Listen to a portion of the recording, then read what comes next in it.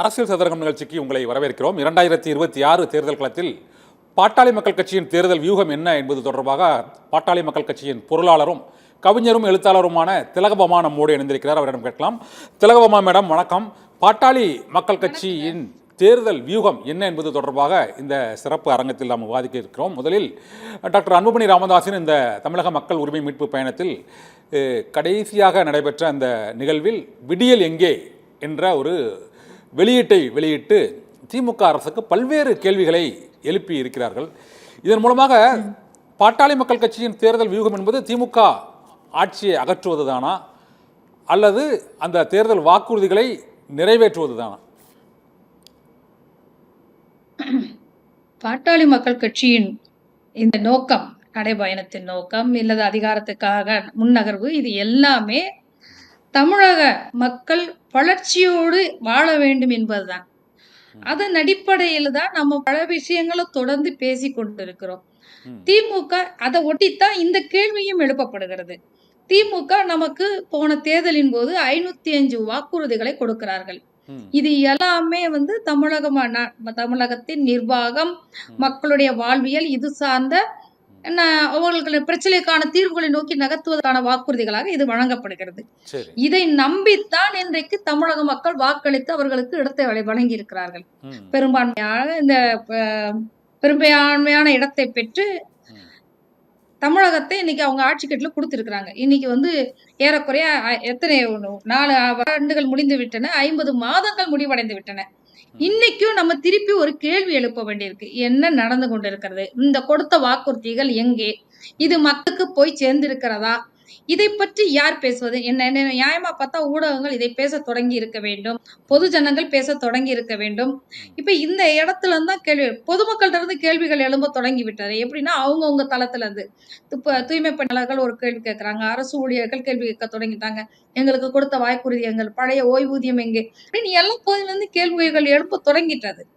இதுல நாம திருப்பி ஒரு மீள் பார்வையாக திமுக அரசை அகற்ற வேண்டும் என்பது எங்களுக்கு திமுக மேல எங்களுக்கு, நீங்க மக்களுக்கான அரசா இருங்க, நான் சந்தோஷமா இது பண்றோம். மக்களுக்கான அரசாக இல்லை என்கிற போது கேள்வி கேட்கிற இடத்தில், இன்னும் சொல்ல போனால் எதிர்கட்சி வரிசையில் இருப்பவர்கள் அதை செய்திருக்க வேண்டும்.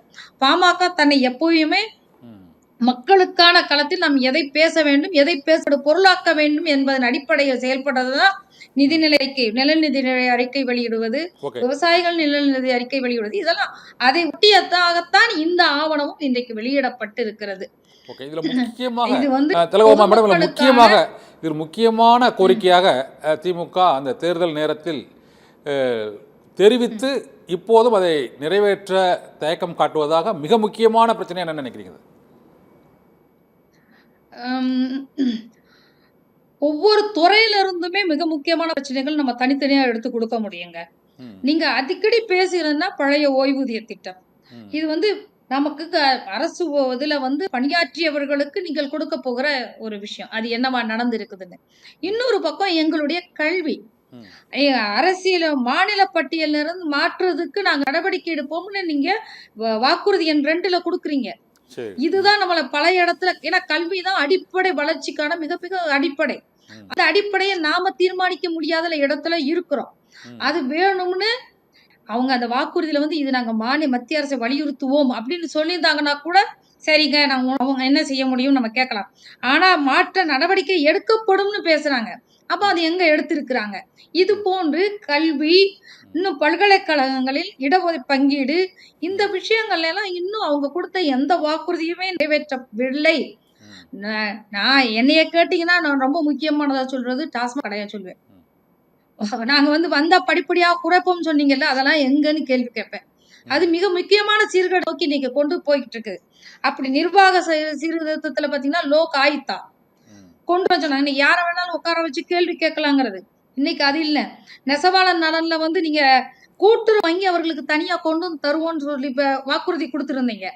வாக்குறுதி எண் 138 கொடுத்துருந்தீங்க. நீங்க இன்னைக்கு அது எதுவுமே வழங்கல. ஆனா இப்ப கிளம்பிட்டு நீங்க உங்களோட ஸ்டாலின், நலம் காக்கும் ஸ்டாலின் அப்படிங்கறதெல்லாம் தொடங்கி வர்றீங்க. நீங்க இந்த வாக்குறுதிகளை நிறைவேற்றுவதற்கு முயற்சி எடுத்து அது கொஞ்சம் கொஞ்சம் நகர்ந்திருந்தா கூட இன்றைக்கு இந்த உங்களோட ஸ்டாலின் உங்களுக்கு தேவைப்பட்டிருக்காது. சேவை திட்டத்தை நீங்க சரியான வாக்குறுதி கொடுத்திருந்ததை நிறைவேற்றிருந்தீங்கன்னா ரேஷன் கார்டு இதெல்லாம் தன்னை எல்லாருக்கும் வந்து சேர்ந்திருக்கும். தனியா திட்டம் போட வேண்டிய அவசியம் இல்லை. ஆனா இன்னைக்கு எல்லாமே தனியா நீங்க ஒரு திட்டம்னு போட்டு அந்த திட்டத்துக்கு உங்கள் பேரை வைத்து பேரை உச்சரிப்ப வைக்கிறதுக்கான ஒரு முன் தீர்மானம் தான் இது எல்லாமே போயிட்டு இருக்குது.